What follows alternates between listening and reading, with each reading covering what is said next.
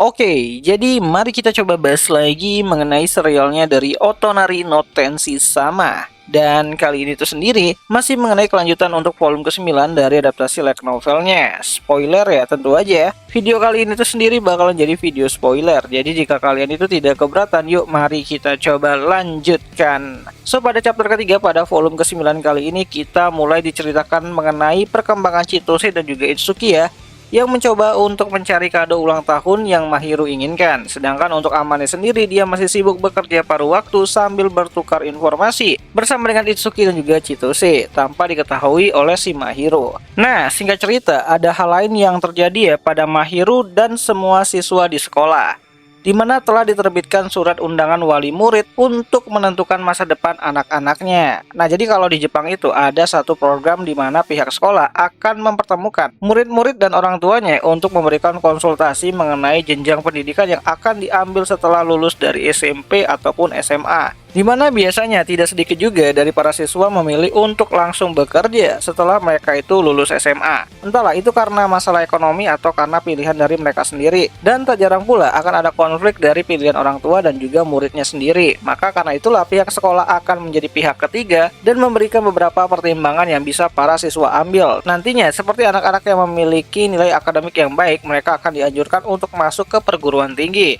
Atau anak-anak yang jago dalam olahraga biasanya akan diarahkan ke universitas dengan klub olahraga yang baik dan juga terkenal. Sedangkan untuk anak yang ingin langsung bekerja akan diarahkan untuk memilih dan melamar di beberapa pabrik ataupun perusahaan yang menerima lulusan SMA di dekat rumah mereka. Tapi masalahnya di sini, Mahiru tidak bisa membawa orang tuanya untuk hadir. Bukan karena sibuk, karena memang orang tuanya Mahiru tidak lagi mau berurusan dengan si Mahiru, dan tentu saja itu membuat Mahiru sedikit merasa sedih.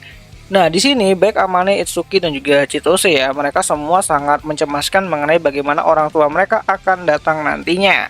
Bahkan Chitose berkata kalau ibunya akan datang dengan dandanan yang tidak biasa. Sedangkan untuk Itsuki sendiri, dia sangat takut ketika ayahnya datang dan melihat hasil dari nilai-nilai sekolahnya yang sangat jelek banget. Sedangkan Amane, meskipun dia sudah memberitahu ibunya mengenai undangan seperti ini, Amane lebih khawatir kalau ibunya akan datang dengan sangat antusias. Karena ya ada Mahiru di rumah Amane. Nah, sebenarnya pada pembicaraan kali ini Mahiru tidak ikut ya, karena sedang berada di ruang perpustakaan, di mana Amane pikir kalau Mahiru ada di sini, Mahiru pasti akan merasa sedih.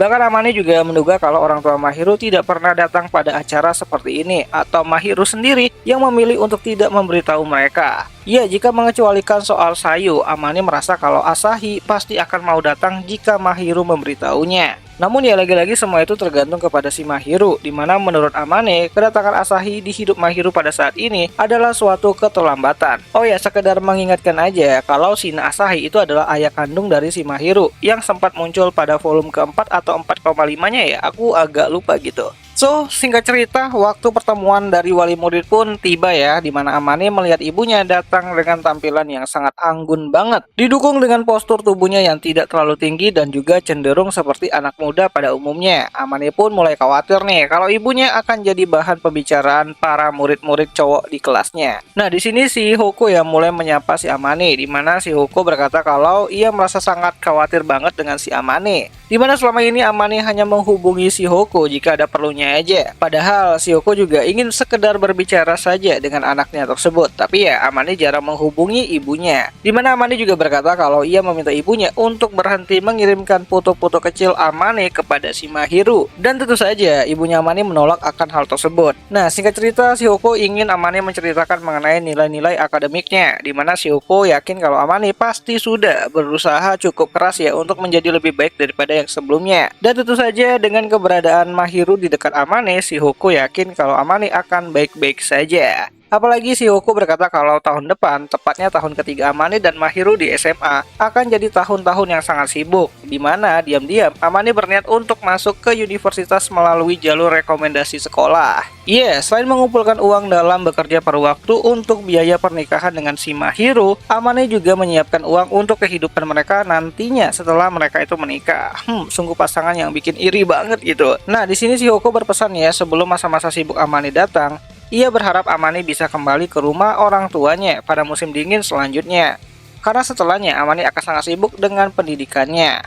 Nah, sebenarnya Amane juga sempat menanyakan bagaimana nilai-nilai akademik dari ibunya di masa lalu, di mana ibunya hanya menjawab kalau ia bukanlah orang yang cerdas jika dibandingkan dengan ayahnya si Amane. Bahkan ia lebih terlihat seperti gadis pendiam pada umumnya, dan Amane pun yang tidak percaya akan hal tersebut hanya bisa berkata, pendiam ya gitu.